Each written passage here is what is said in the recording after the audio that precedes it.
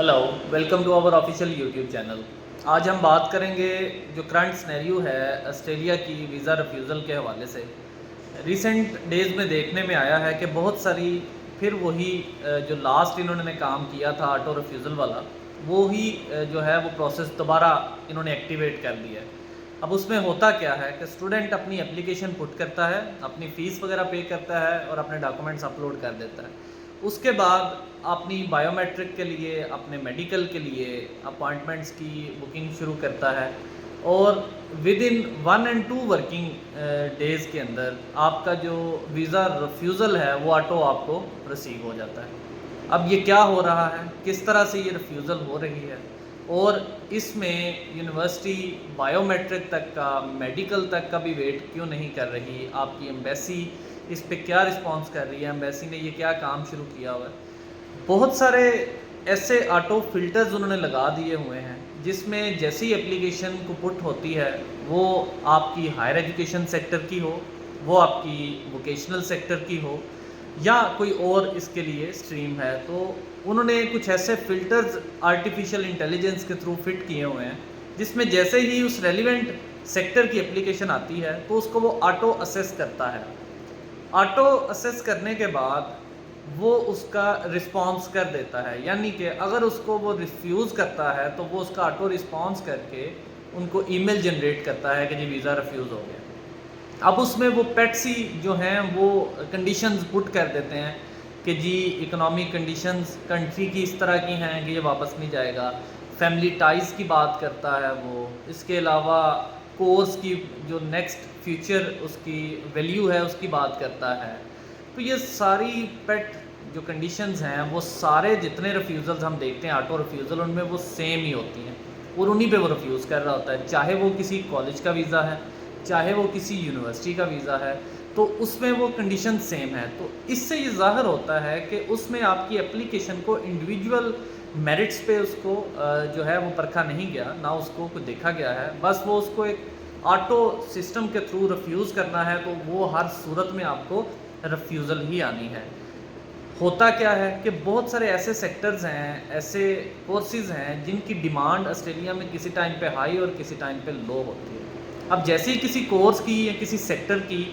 Demand high होती है, for example auto mechanic की हम बात करते हैं, तो अगर उसकी डिमांड हाई है तो उस सेक्टर में, वोकेशनल सेक्टर में जब आपकी एप्लीकेशन उस पर्टिकुलर कोर्स के लिए जाती है, तो चाहे आपका कॉलेज लेवल 1 का है, चाहे लेवल 2 का है, तो वो एक्सेप्ट हो जाती है क्योंकि उनको वो स्किल्ड पर्सन या स्किल्ड उस प्रोफेशन में लोग चाहिए जो बाद में उनके लिए स्किल्ड लेबर का रोल प्ले करें।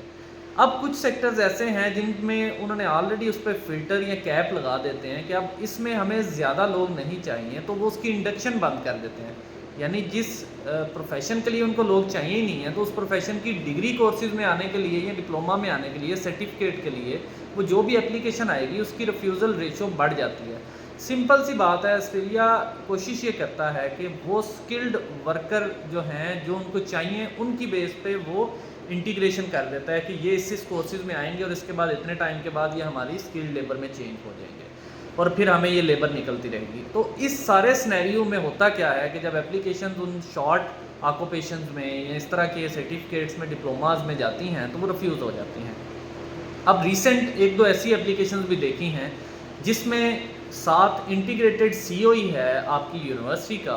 और वो यूनिवर्सिटी भी अच्छे लेवल की यूनिवर्सिटी है और उसका भी वीज़ा रिफ्यूज़ हो गया। तो इससे ये ज़ाहिर होता है कि जो इनकी प्रायोरिटीज़ हैं वो कुछ और हैं और उसमें जो वो लोग को लेना चाह रहे हैं वो उसमें मैक्सिमम जो एक्सेप्ट कर रहे हैं वो लेवल 1 की यूनिवर्सिटीज़ के और उन कोर्सेज़ को कर रहे हैं जिनकी उनको डिमांड है। अब उस कोर्सेज़ में आपके जो आईटी सेक्टर है उसमें इनको चाहिए, हेल्थ सेक्टर में चाहिए और इसके साथ साथ कुछ बिज़नेस के कुछ कोर्सेज़ हैं उसमें इनको चाहिए, सोशल वर्क में चाहिए। तो इस तरह के जो कोर्सेज़ में स्टूडेंट जा रहे हैं उनके वीज़ा रेशोज़ ज़्यादा है, वो लेवल 1 की यूनिवर्सिटीज़ में, इवन लेवल 2 की यूनिवर्सिटीज़ में भी ज़्यादा हैं। और अगर कॉलेजेस की बात करें तो कुछ कॉलेजेस के वीज़ाज़ लग रहे हैं लेकिन उसमें भी जो रिफ्यूज़ल रेशो है वो 90% तक है। अब कुछ कॉलेजेस वेट कोर्सेज़ के होते हैं और कुछ हायर एजुकेशन के होते हैं, उनमें भी कभी वेट का कोई कोर्स का लग जाता है, कभी हायर एजुकेशन का लग रहा है, लेकिन मैक्सिमम रिफ्यूज़ल्स के साथ ही आते हैं। तो ये सारी ऑटो रिफ्यूज़ल सिस्टम के तहत उसको पहले रिफ्यूज़ कर देती है कि ये केस वर्कर तक जाती ही नहीं है। यानी वो जो केस वर्कर वहाँ पे बैठे हैं, फ़िज़िकल उनके पास एप्लीकेशन हो वो उनको प्रॉपर पढ़ें और फिर उसके बाद उनको रिस्पॉन्स करते हैं। तो ये उस स्टेज पर तक तो जाने ही नहीं देता। तो इसमें कोशिश ये करें, आजकल अगर आप किसी यूनिवर्सिटी में अप्लाई कर रहे हैं या किसी कोर्स में कर रहे हैं तो कोशिश करें इन रेलिवेंट कुछ कोर्सेज़ में जाएं जिनकी वीज़ा रेशो कुछ ज़्यादा है, इन डिमांड कोर्सेज़ हैं, यूनिवर्सिटीज़ लेवल 1 की ले लें या हायर एजुकेशन सेक्टर में चले जाएँ, क्योंकि इन्होंने अपनी priorities time to time change करते रहना है और इसी तरह से ये सिस्टम होता रहना है। और अब नेक्स्ट आपको पता है, लास्ट वीडियोज़ में मैंने बताया है कि आपका इंटरव्यू भी स्टार्ट कर देंगे।